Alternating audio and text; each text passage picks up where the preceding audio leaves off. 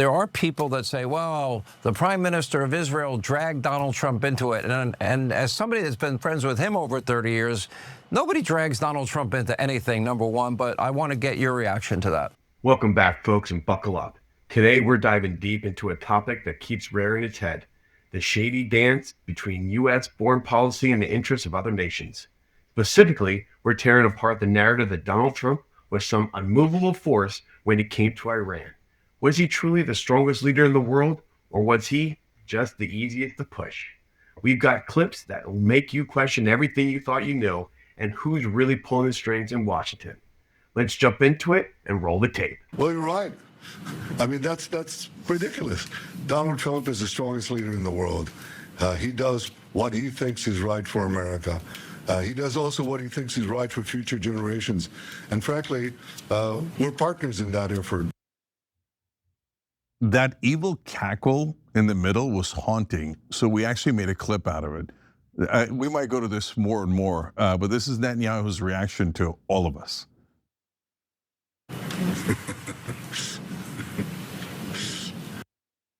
Yeah, and guys, what that was him thinking like, oh yeah, Donald Trump can't be pushed into anything unless you have what I have. One is 94% of Congress, two is $337 million the Adelsons gave Donald Trump, and three is the thing that you guys don't know. Oh yeah, he can't be pushed into war. What are you talking about? We getting pushed into war for decade after decade. In fact, Netanyahu brags about how he's been trying to push us into this war the entire time. Watch. Is this now the culmination of decades of your work and your belief and your passion that these radicals needed to be defeated? Well, you're right. I did say, I have spoken about it for decades, and I try to persuade successive American administrations to take firm action. And President Trump, in his first term, did. He got out of the disastrous Iran deal right off the bat, and he did everything he could to prevent them from going into the nuclear program that they seek to build atomic bombs to threaten us and you, and ultimately to attack both of us. Hold on a minute. Did you catch that? Netanyahu literally just laid out his entire life's work, decades of trying to persuade successive American administrations to take firm action against Iran. So when the first speaker claimed nobody drags Donald Trump into anything, it sounds a bit naive, doesn't it? It's almost like saying a shark can't be dragged to chum. Come on, it can't. This isn't about Trump's strength. It's about a consistent, decades-long lobbying effect that finally found a receptive ear. To ignore that is to ignore the elephant in the room that's been doing the Macarena since, let's just say, the 1980s. Yeah, Iran was never going to attack us. The only reason why we're in this war with them is obviously because Netanyahu's been pushing for it all along.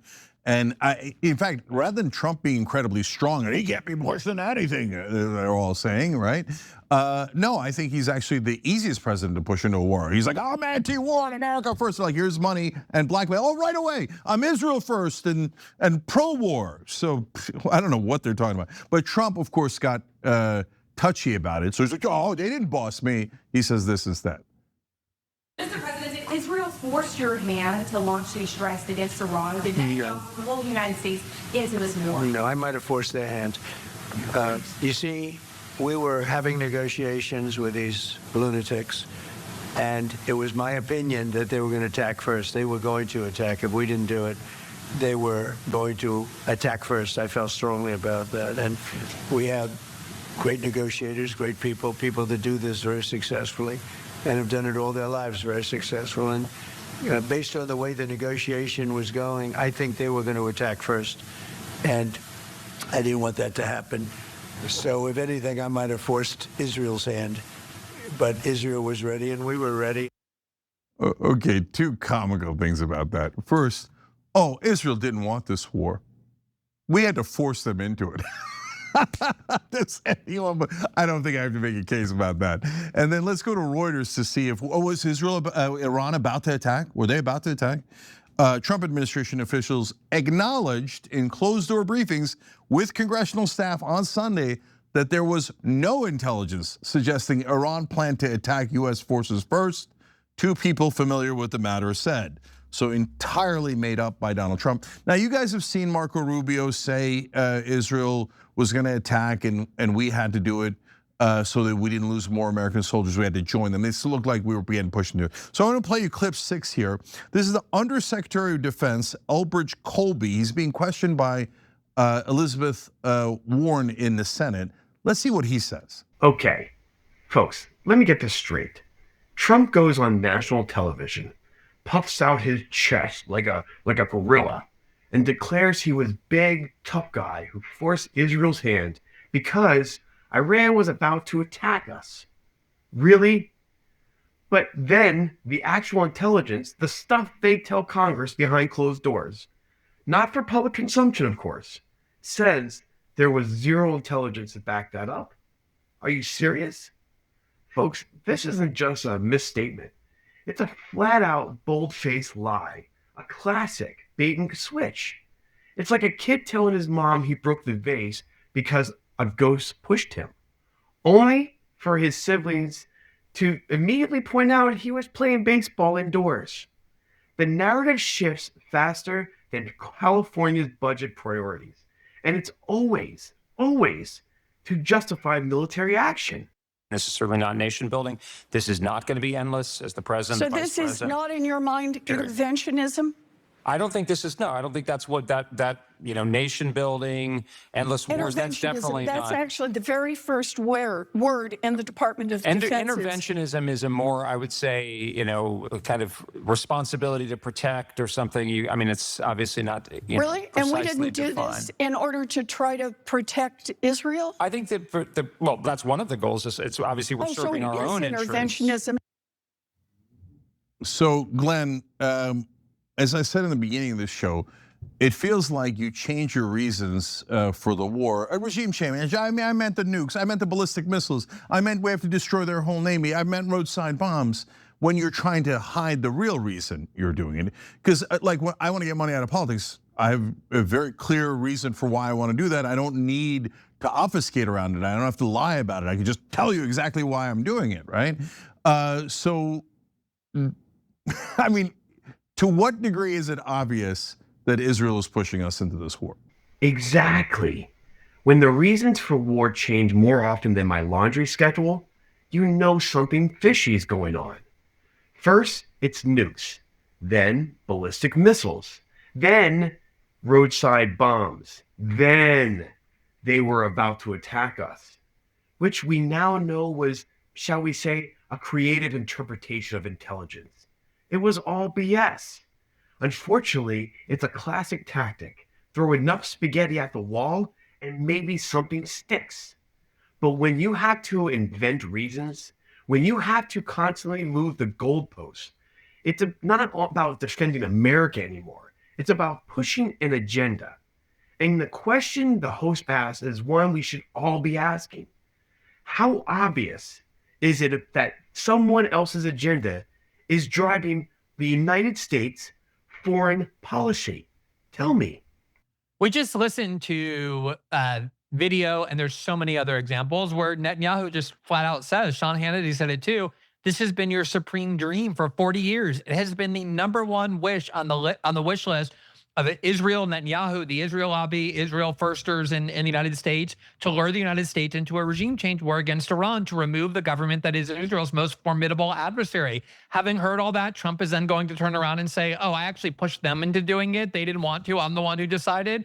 On top of which, we just heard Marco Rubio and Tom Cotton and all the other people say the exact opposite. The reason we had to was because Israel was going to, whether we were going to or not, and we were afraid we would get attacked, so we were forced by Israel to do so. Trump just says whatever he wants. I mean, the amount of lying that was there was amazing. Just really quickly though, on that one Defense Department official you showed, Elbridge Colby, he almost didn't get confirmed because the Israel lobby was opposed to him.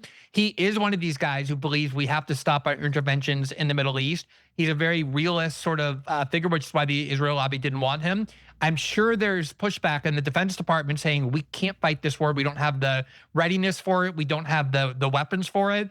The problem is that once you start a war like this, you can't just end it whenever you want, because the outcome has to be such that you can end it in a way that lets you say that you've won. And the more Iran attacks things like our embassies in Saudi Arabia or Dubai, as they're doing, or bombing Israel or killing American soldiers, the more Trump is going to feel compelled to get further and further into this war. And that is the real danger.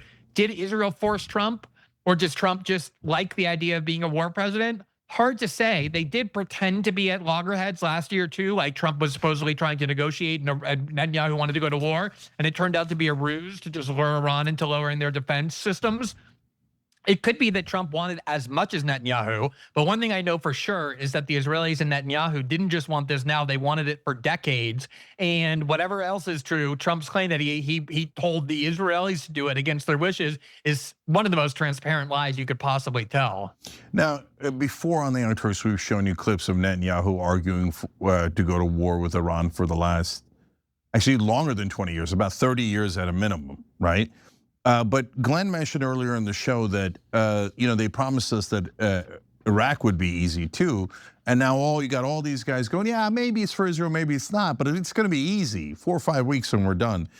I remember another guy telling me about that, or telling all of us about that, back during the lead up to the Iraq war. Let's see who that was. The old easy war promise. It's like listening to a broken record, isn't it? Every time we get dragged into another Middle Eastern war or conflict, the cheerleaders in Washington and on cable news tote out the same tired lines.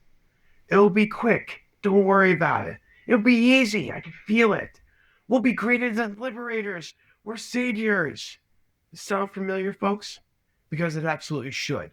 It's the same playbook they used for Iraq, promising a cakewalk, but actually delivering a quagmire that cost thousands of American lives and trillions of American dollars. You know, there's a very, very familiar saying, fool me once, shame on you. Fool me twice, well, folks, you know the rest. We need to learn from history, not repeat it, especially the most expensive mistakes.